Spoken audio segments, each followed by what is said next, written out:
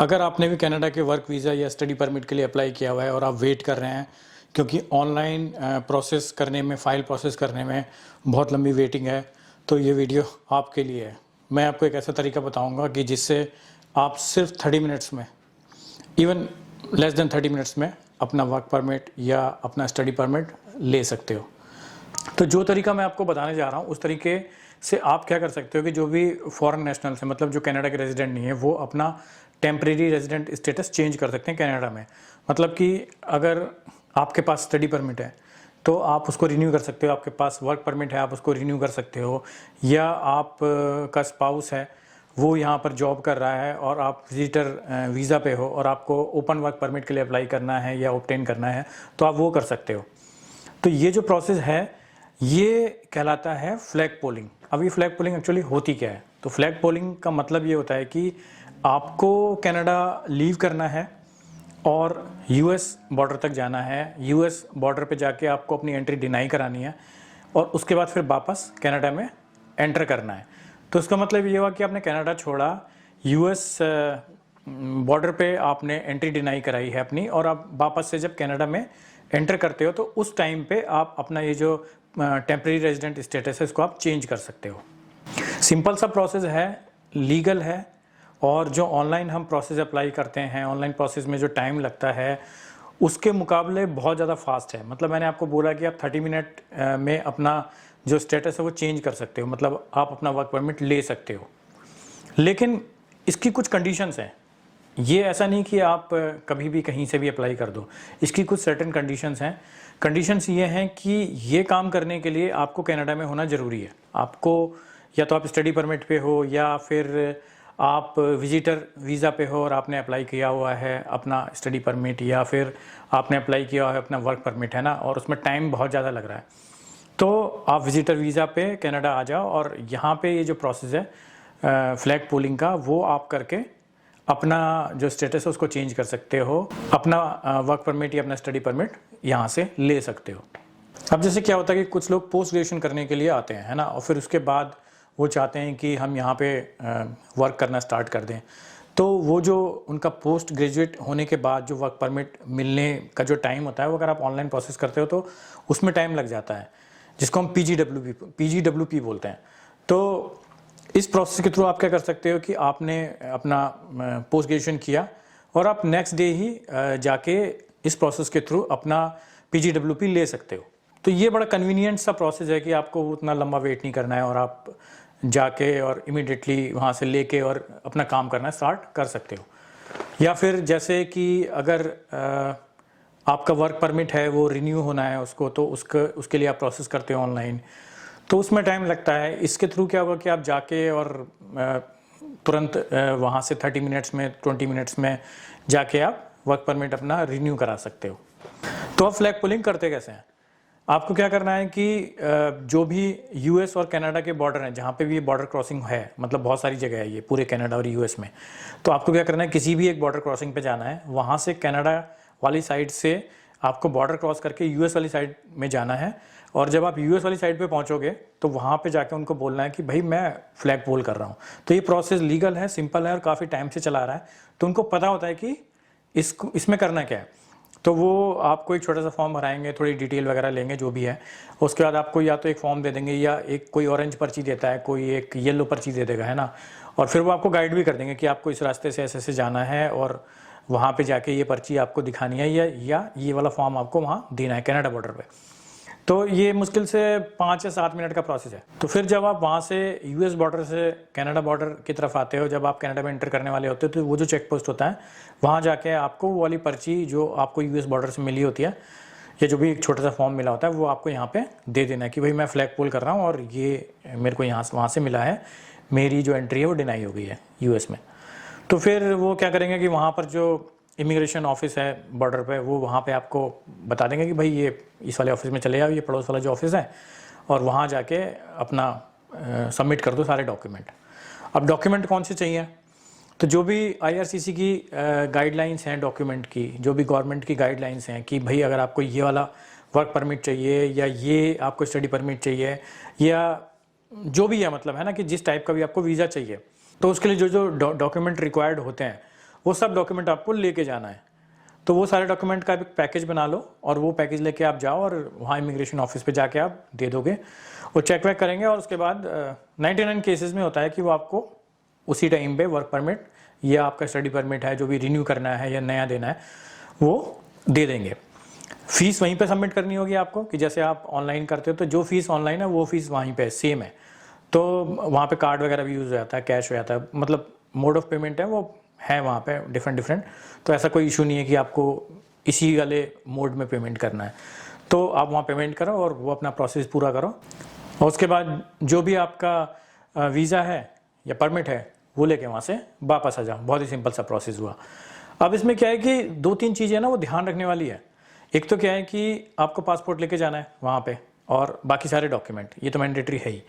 दूसरा कि अगर आप ये सोचते हो कि भाई मैं कनाडा से एंटर कर रहा हूँ, कनाडा छोड़ के यूएस बॉर्डर की तरफ जा रहा हूँ, तो क्या मुझे यूएस का वीज़ा चाहिए? नहीं, आपको यूएस का वीज़ा नहीं चाहिए, क्योंकि टेक्निकली आप एंटर नहीं कर रहे हो यूएस में, है ना। आप क्या कहते हैं बॉर्डर तक जा रहे हो, उसके बाद वो वहाँ पे डिनाई कर रहे हैं कि भाई आप यूएस में एंटर नहीं कर सकते। तो टेक्निकली आपको जो वीज़ा है यूएस का वो नहीं चाहिए। ये एक प्रोसेस बना रखा है, पता नहीं बना क्यों रखा है, मतलब ये मुझे समझ में खुद नहीं आया कि ऐसा एक गेम जैसा प्रोसेस क्यों है कि आपको वहाँ जाना है, फिर वहाँ से एंट्री डिनाई करानी है, फिर वापस आना है। तो आपको वीज़ा नहीं चाहिए यूएस का।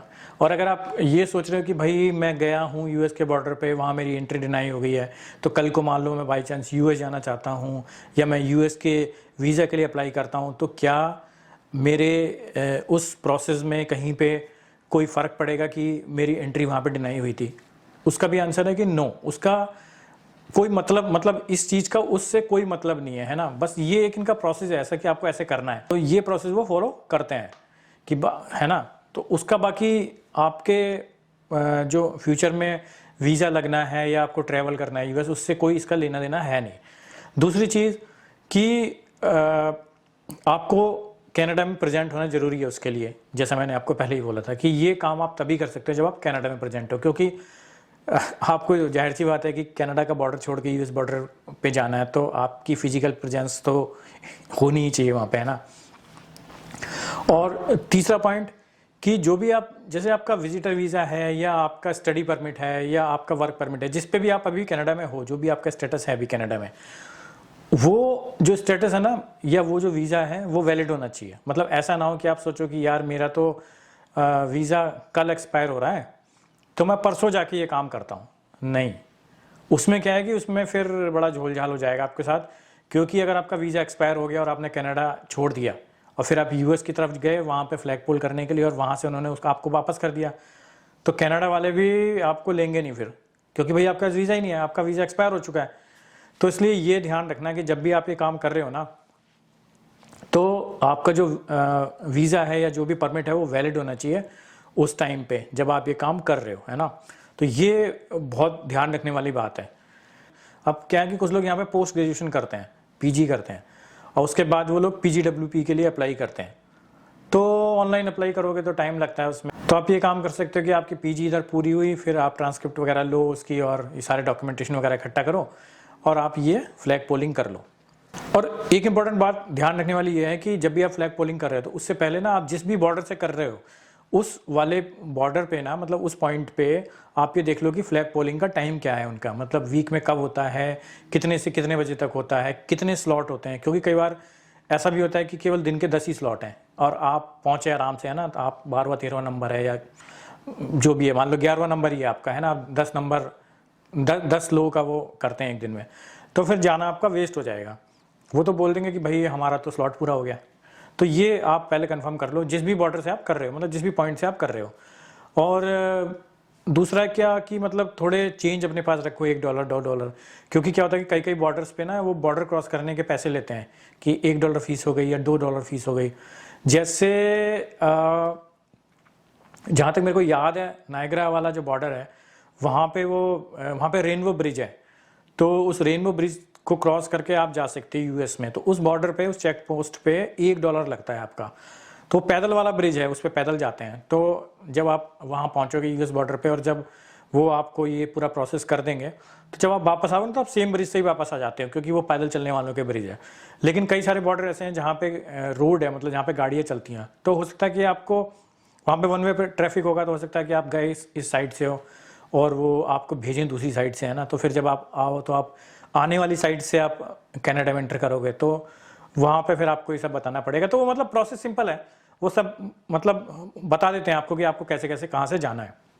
जैसे मेरा एक दोस्त है, तो उसकी वाइफ यहाँ पे जॉब कर रही थी, पिछले साल आई थी शायद यहाँ पे, तो 1 साल हो गया था उसको जॉब करते हुए। उसके पास विजिटर वीज़ा था और वो कहीं और जॉब कर रहा था, मतलब किसी और कंट्री में जॉब कर रहा था, और कनाडा का विजिटर वीज़ा था। वो 1-2 बार आ चुका था यहाँ कनाडा। अब उसको कनाडा का वर्क परमिट चाहिए था, डिपेंडेंट वर्क परमिट चाहिए था, ओपन वर्क परमिट जिसको हम बोलते हैं, डिपेंडेंट ओपन वर्क परमिट, है ना। तो वो उसको लेना था, तो उसने अप्लाई कर दिया था ऑनलाइन। और ऑनलाइन करने में उसको बहुत टाइम दिखा रहा था, मतलब आई थिंक 7-8 महीने का शायद उसको टाइम दिख रहा था।